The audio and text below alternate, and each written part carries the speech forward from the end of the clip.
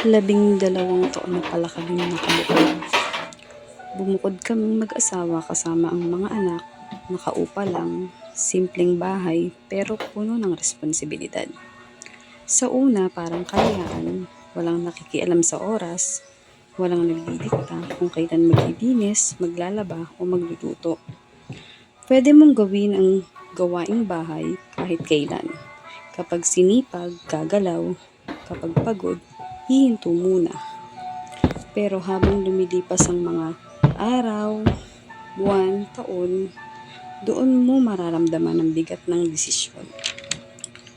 Kapag kapos ang budget, kayo ang mag-iisip kung paano pagkakasyahin. Walang ibang sasalo, walang ibang aasahan. May mga gabing tahimik ang bahay, tulog na ang mga bata, at kayo na lang mag-asawa ang gising. Ako, nag-iisip minsan, nag-aalala. Pero sa bawat araw na lumilipas, unti-unti ring tumitibay. Dahil sa simpleng upa na bahay, dito natututo kami magtulungan kahit pagod na pareho. Bumukod kami hindi dahil madali, kundi dahil gusto naming bumuo ng sariling tahanan. Hindi perpekto, hindi marangya, pero puno ng pagsusumikap, sakripisyo at pagmamahal.